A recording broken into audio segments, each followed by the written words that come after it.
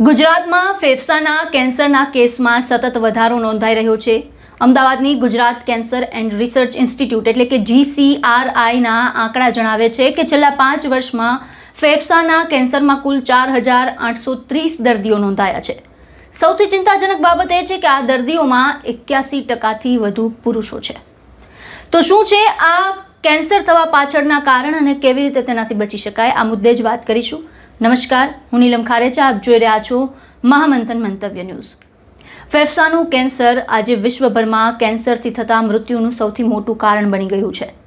ગ્લોબોકેન 2022ના report મુજબ ભારતમાં દર વર્ષે અંદાજે 1,12,000થી વધુ નવા દર્દીઓ છે તે નોંધાય છે, જ્યારે 98,000થી વધુ લોકો આ બીમારીના કારણે જીવ ગુમાવે છે। વૈશ્વિક સ્તરે દર વર્ષે અંદાજે 26 લાખ નવા કેસ અને 18 લાખથી વધુ મૃત્યુ નોંધાય છે। આ આંકડા દર્શાવે છે કે ફેફસાનું કેન્સર માત્ર આરોગ્યનો નહીં પણ એક ગંભીર જાહેર આરોગ્ય પડકાર બની ચૂક્યું છે। અમદાવાદની ગુજરાત કેન્સર એન્ડ રિસર્ચ ઇન્સ્ટિટ્યૂટના જે આંકડા છે તે પણ ચિંતાજનક છે। વર્ષ 2021માં 813, 2022માં 865, વર્ષ 2023માં 933, વર્ષ 2024માં 1,086 અને વર્ષ 2025માં 1,133 દર્દીઓ નોંધાયા છે। એટલે કે માત્ર 5 વર્ષમાં કુલ 4,833 દર્દીઓ સારવાર માટે પહોંચ્યા છે અને આ દર્દીઓમાં 3,931 એટલે કે 81.4% જેટલા પુરુષો છે, જ્યારે 899 એટલે કે 18.6% જેટલી મહિલાઓ છે।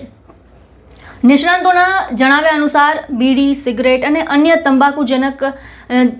તંબાકુજન્ય જે પદાર્થો છે તેનું સેવન છે તે ફેફસાના કેન્સરનું સૌથી મોટું મુખ્ય કારણ છે।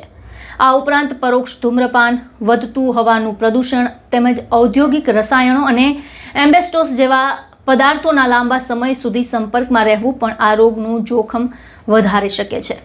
જો લાંબા સમય સુધી ઉધરસ રહે, ઉધરસમાં લોહી આવે, શ્વાસ લેવામાં તકલીફ પડે, છાતીમાં સતત દુખાવો રહે, અવાજમાં ફેરફાર થાય અથવા અચાનક વજન ઘટવા લાગે તો તેને સામાન્ય તકલીફ સમજીને અવગણવી નહીં।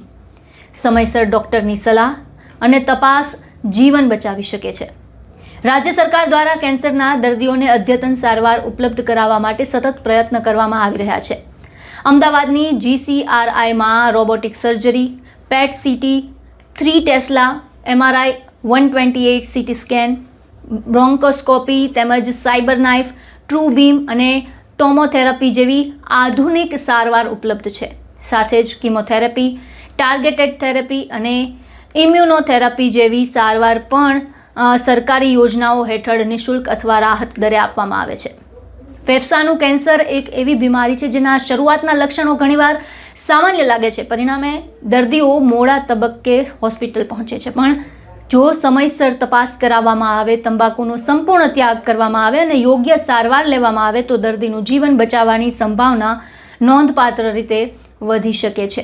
ત્યારે Gujarat cancer and research institute દ્વારા નાગરિકોને એક મહત્વપૂર્ણ સંદેશ આપવામાં આવ્યો છે કે તંબાકુ છોડો, ફેફસા બચાવો, સમયસર તપાસ કરાવો અને જીવન બચાવો।